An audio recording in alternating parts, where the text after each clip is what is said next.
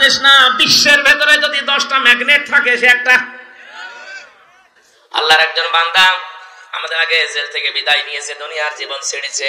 কারারক্ষী আমার বলছিল, হুজুর এই লোকটার যেদিন ফাঁসি হবে, সন্ধ্যাবেলা আমার ডিউটি শুরু হয়ে গেল। ওনারে বললাম, স্যার মাত্র 3 ঘন্টা আছে, আপনি প্রস্তুতি নেন। উনি আমারে বলছে, কারারক্ষী ভাই এখনো 3 ঘন্টা আছে, আমি 2 ঘন্টা ঘুমিয়ে নেই। দেখলাম ঠিক ঘুমিয়ে গেল। 9টার সময় ওরা ডাক দিলাম, ওঠার পরে গোসল করে ওযু করে নামাজ 2 রাকাত পড়ে আমারে বলছে, চলেন। সুন্দর জামা কাপড় পরে মনে হচ্ছে লোকটা শ্বশুর বাড়ি যাওয়ার জন্য ব্যস্ত হয়ে গেছে। কারারক্ষী তোরা বালি চোখের পানি ফেলে দিয়ে বলছিল, হুজুর আমার তো আশ্চর্য লাগে, যার 3 ঘন্টা পরে ফাঁসি সে লোকটা বলছে আমি 2 ঘন্টা ঘুমিয়ে নেই। ঠিক দেখলাম ঘুমিয়ে গেল। লোকটার ঘুম আসলো কি করি আমার মাথায় ধরে না।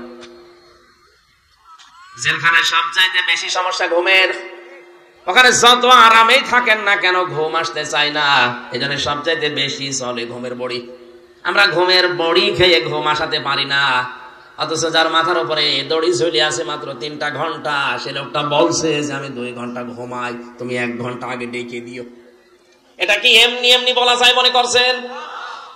অত সহজ বিষয় না। শুনে যত আনন্দ লাগছে এটা অত সহজ না।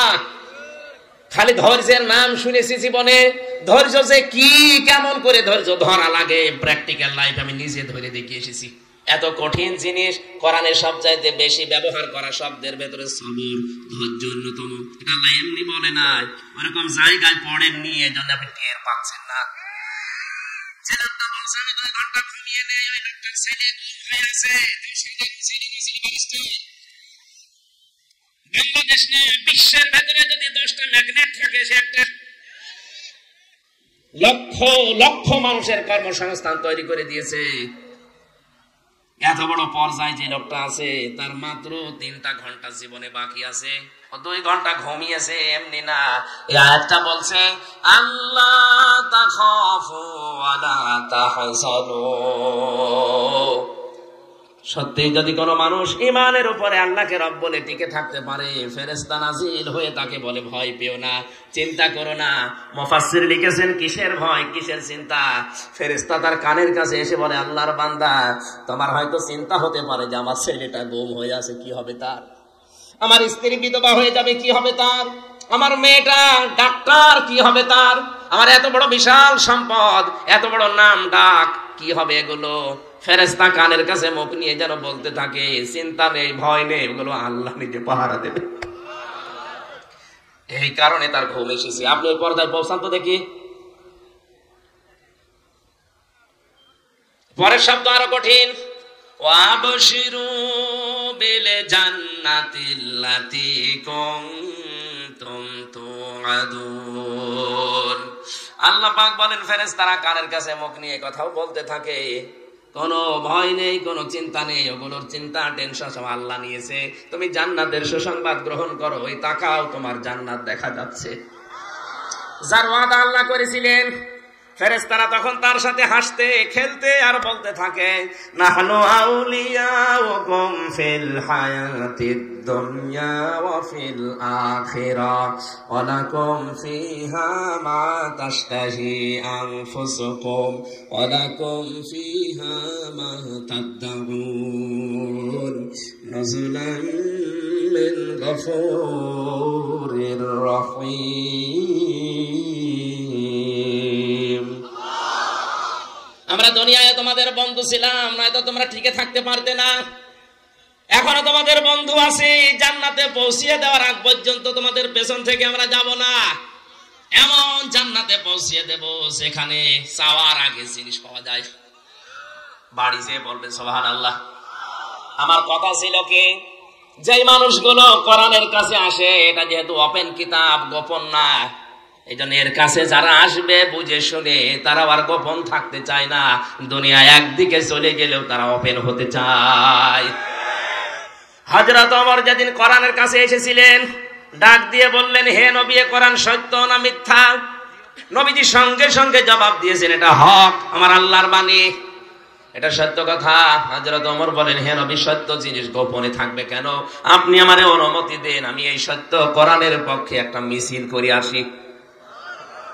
তিনি মিছিল নিয়ে কাবার চত্বরের দিকে গেলেন। লিল্লাহে তাকবীর, লিল্লাহে তাকবীর, লিল্লাহে তাকবীর। ঘরের জালানা দরজা খুলে কাফেরেরা দেখে মিছিলের সামনে হযরত ওমর। তাড়াতাড়ি জালানা দরজা বন্ধ করে বলছে, দরকার নেই, ওর সামনে গেলে মাথা থাকবে না। আজও যারা ইসলাম নিয়ে বান্দরামি করছে, আমি নাম নিলাম না, এই ষড়যন্ত্রকারীদের মুখোশ কিন্তু উন্মোচন অলরেডি হয়ে গেছে। আপনারা থামেন, সুযোগ দিচ্ছে যা বাংলার জনগণ সুযোগ দিচ্ছে, থামেন। এভাবে যদি করতে থাকেন 64 জেলা থেকে এক একজন ওমর যদি বের হয়, অর্থ পাবেন না।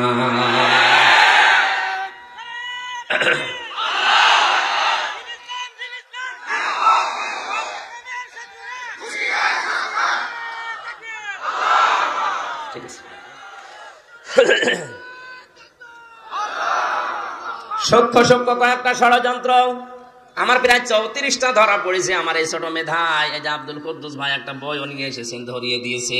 এটা যদি শুধু সিলেবাসে থাকতো, কসম আল্লাহর কিছু বলতাম না। আজ হয়তো সিলেবাসে আছে, কালকে রাষ্ট্রীয় ভাবে নিজেরা আইন পাশ করে সংসদ থেকে বলবে এটা করা লাগবে। শরীফ থেকে শরীফা, এটা অত সহজ বিষয় না। সকালবেলা একজন বলছে আমি শরীফ, বিকালে বলছে না আমার যেন শরীফা মনে হচ্ছে। আপনি হন, শরীফা হন আর লতিফা হন, আমার নিষেধ নেই। কিন্তু বিকাল বেলায় যখন আপনি দাবি করবেন যে আমার শরীফা মনে হচ্ছে, তখন তো আপনি আর একটা দাবি করবেন যে আমার মহিলা হোস্টেলে সিট দেওয়া লাগবে। এখন যদি বলেন মহিলা হোস্টেলে সিট নিলাম তাতে কি হয়েছে, আমি তো শরীফা। আরে বেটা, তুই শরীফা যতই দাবি করবি, মাল তো তুই শরীফ। ওখানে আমার বোন আছে, আমার মেয়ে আছে, আমার ফুফু আছে, এক কথা বলেন না কেন? ওই জায়গায় তুই থাকলে আপনি টের পাচ্ছেন না কোন জায়গায় যাচ্ছে। এখন প্রশ্ন করছে হুজুর, যুবক যুবতী এক জায়গায় রাতে থাকা যায় যাচ্ছে কিনা? জায়েজ বলা দূরের কথা, তুই এক জায়গায় থাকবি। ওর প্রশ্ন ছিল এটা যে হুজুর, যুবক যুবতী রাতের বেলা এক জায়গায় ঘুমানো যায় যাচ্ছে। ঘুমানো যায় যাচ্ছে, আপনি তো ঘুমাবেন না, ঘুমাবেন? শরীফ থেকে শরীফা হয়ে আপনি কি ঘুমাবেন? কথা বলুন। এটা যদি একবার কায়েম করে ফেলতে পারে, কি হবে আপনার বোনের, আপনার মেয়ের, আপনার ফুফুর? শুধু আমারটা হবে, আপনি টের পাচ্ছেন না?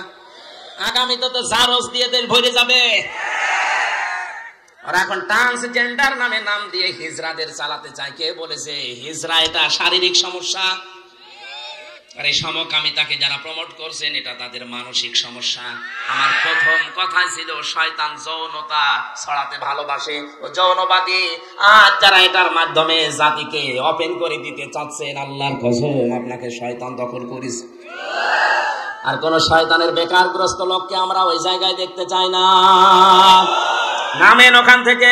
আপনি জাহান্নামে যেতে চান, একা চান, আরো ঠেলে দেবো। আমি যেতে চাই না। গান বলছে কে?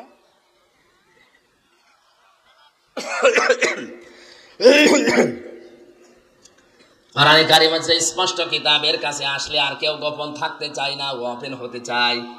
আপনাদের সিরাজগঞ্জের সন্তান মাওলানা সাহেব, আমি যতদিন ওনার সাথে গেছি, সেই ছোটবেলা থেকে উনি কোরআনের পক্ষে কাজ করেন। এতগুলো মামলা তার মাথার উপরে, প্রত্যেক সপ্তাহে 4 দিন 5 দিন তার কোর্টে হাজিরা দেওয়া লাগছে।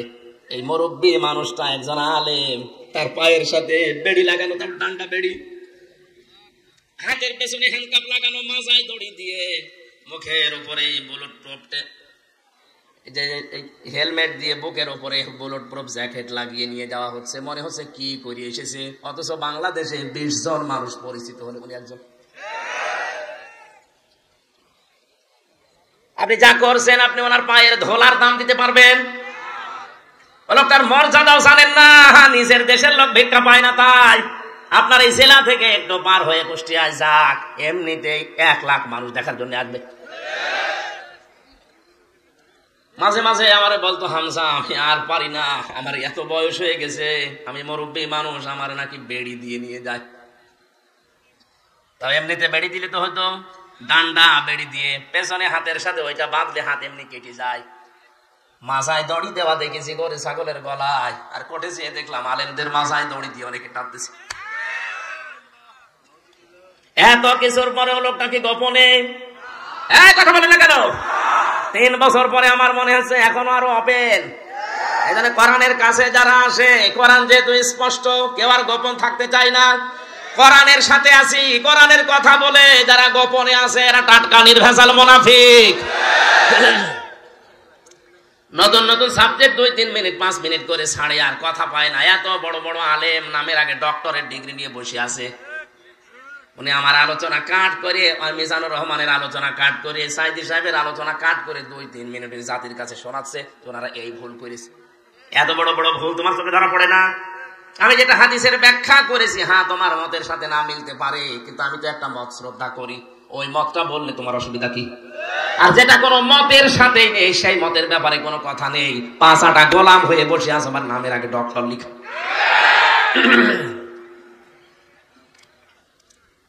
আশা করছি আপনি বুঝে ফেলেছেন। কাজ নেই, কাম নেই, বসে বসে করবা যে ডক্টরের ডিগ্রিটা তো দেখানো লাগবে।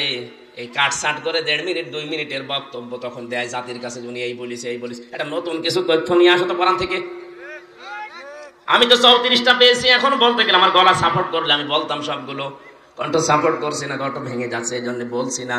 যতটুকু আমি পেরেছি, আপনার মতো অত বয়স হলে আমি আরো পারতাম। আপনি তো আমার দাদার বয়সী, আমার যদি এখন 33 বছর বয়স হয়, আপনি তো 80 বছরের বয়স। কি শুরু হলো?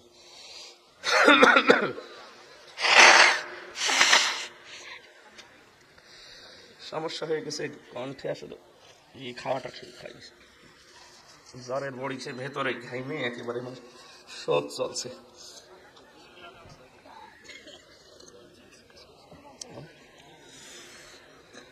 শেষ করে দেবো না চালাবো?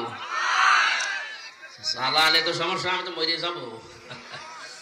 আপনি গরু দিয়ে চাষ করে খাবেন, গরু যদি মরে যায়। আগামীতে সময় দেন ভাই, হচ্ছে না, মেলা কষ্ট হয়ে যাচ্ছে। 1 ঘন্টা 15 মিনিট তো আর হয় না, 2 ঘন্টা 2.5 ঘন্টা হলে ভালো হয়। কি করি, আয়াতে তো কিছু গুরুত্বপূর্ণ তথ্য আছে। হ্যাঁ দেবেন, দেন।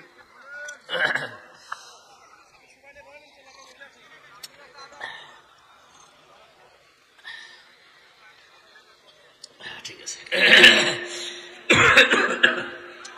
3টা বছর আসলে ভেতরে ছিলাম, তো এক ঘরের ভেতরে আমরা ছিলাম তালাবদ্ধ, একেবারে 24 ঘন্টা ফাঁসির কন্ডেন্স ছেলে।